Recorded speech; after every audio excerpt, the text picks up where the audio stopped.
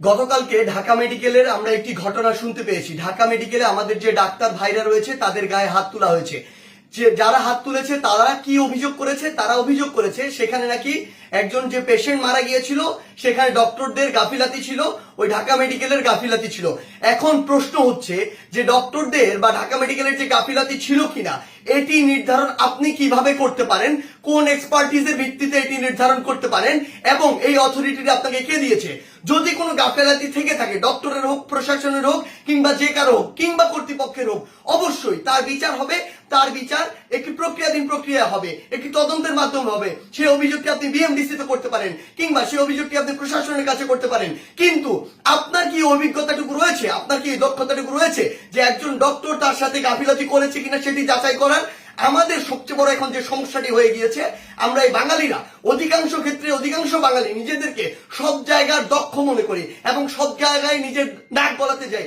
আপনি আমাকে একটি জিনিস বলুন, যে ডাক্তার 5 বছর ধরে এমবিবিএস পাস করলো, 1 বছর ইন্টার করলো, এরপর বছর বছর ধরে বিভিন্ন ডিগ্রি নিল, পড়াশোনা করলো, তিনি একজন পেশেন্টকে যেভাবে ডিল করেন, তিনি পেশেন্টের ভিতরের এবং বাইরের বিষয়গুলো যেভাবে জানেন, যেভাবে ট্রিটমেন্ট করেন, আপনি কিভাবে মনে করেন আপনি সেই পড়াশোনা না করে শুধু বাইরে থেকে দেখে নিজের চোখে যা মনে হলো তা দেখে তাকে একটি নির্দিষ্ট রেজাল্ট দিয়ে দিচ্ছেন, একটি নির্দিষ্ট ব্লেম দিয়ে দিচ্ছেন?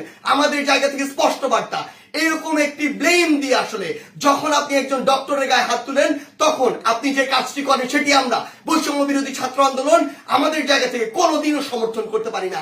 আপনাদের যদি কোনো অভিযোগ থাকে সেই অভিযোগটি আপনি জানাতে পারতেন।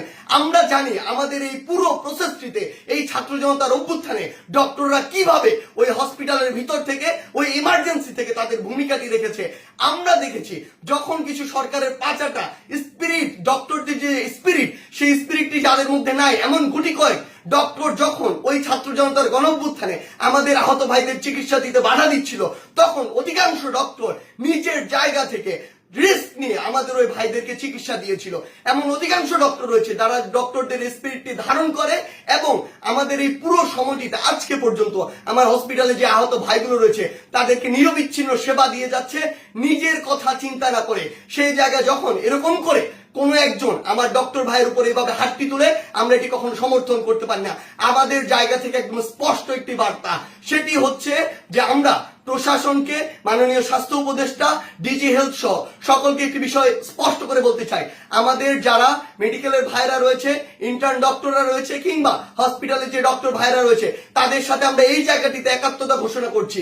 তাদের নিরাপত্তার সর্বোচ্চ ব্যবস্থা করতে হবে। তারা দিনরাত 24 ঘন্টা আমাদের জন্য কাজ করছে, অথচ কেউ একজন চাইলো আর একটা ব্লেম দিয়ে তাদের গায়ে এসে হাত দিয়ে দিল, এটি আমরা আমাদের জায়গা থেকে কখনো মানতে পারি না।